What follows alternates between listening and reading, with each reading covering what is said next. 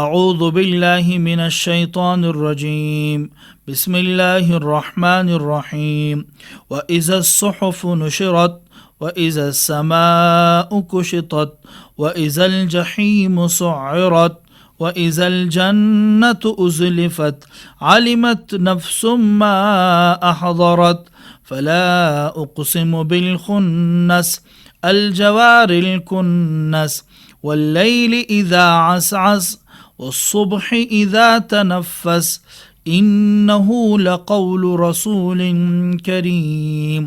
صدق اللہ العلی العظیم۔ ان آیت مبارکہ کا ترجمہ سماعت فرمائیں۔ اور جب اعمال نامے کھول دیے جائیں گے، اور جب آسمان کا چھلکا اتار دیا جائے گا، اور جب دوزخ بڑکائی جائے گی، اور جب جنت قریب کر دی جائے گی، تو اس وقت ہر شخص کو اپنا سارا کیا دھرا معلوم ہو جائے گا۔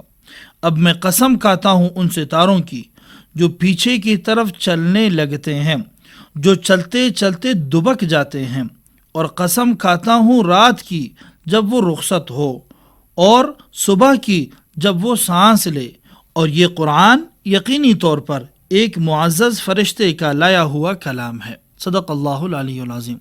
ان آیت مبارکہ کی تفسیر سماعت فرمائیں۔ ارشاد فرمایا وَإِذَا الصُّحُفُ نُشِرَتْ، جب ناموں کے رجسٹر کھول کر پھیلائے جائیں گے، مطلب یہ کہ قیامت کے دن تمام اعمال نامے کھول دیے جائیں گے جو انسان نے دنیا میں کیے تھے۔ ایسے ہی ہر نیک عمل، ہر بدی، ہر بات، ہر نظر، ہر قدم، سب کچھ سامنے آ جائے گا۔ اور جب انسان اپنا اعمال نامہ پڑھ لے گا تو کہے گا ما لہذا الکتاب، یہ کیسا اعمال نامہ ہے، نہ کوئی چھوٹی بات چھوڑی، نہ بڑی، اور نہ کسی پر ظلم ہوگا، سب کچھ واضح ہو کر سامنے آ جائے گا۔ ارشاد فرمایا وَإِذَا السَّمَاءُ كُشِطَتْ، جب آسمان کھول دیا جائے گا۔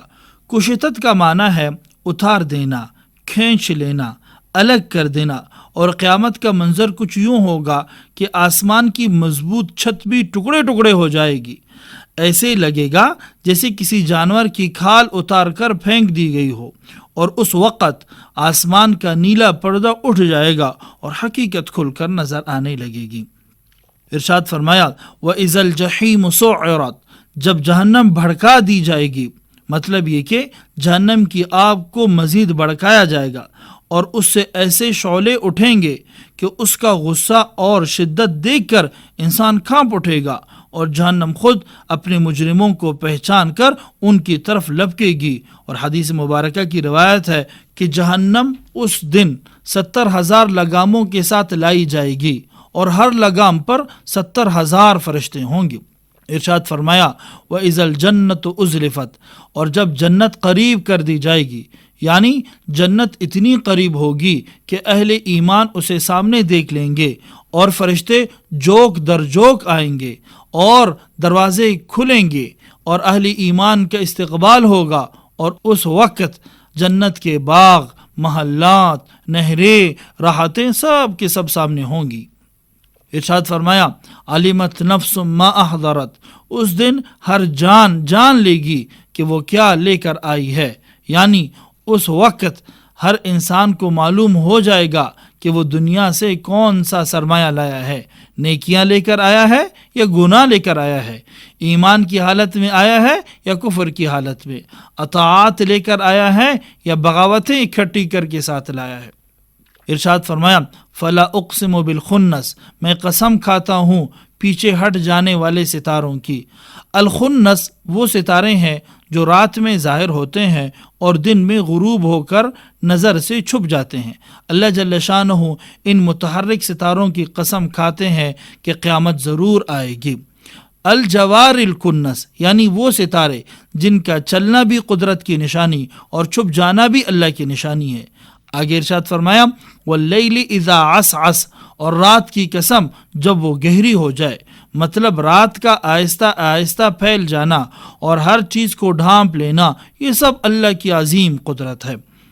آگے ارشاد فرمایا والصبح اذا تنفس، اور صبح کی قسم جب وہ سانس لیتی ہے، مطلب یہ کہ جب صبح ہوتی ہے ایسا لگتا ہے کہ رات کی گھٹن ختم ہو رہی ہے، اور روشنی سانس لے کر پھیل رہی ہے اور دن اپنی زندگی کا آغاز کر رہا ہے۔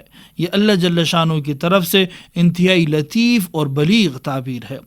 آخر میں فرمایا انہ لقول رسول کریم، بے شک یہ قرآن ایک معزز رسول کا پہنچایا ہوا پیغام ہے۔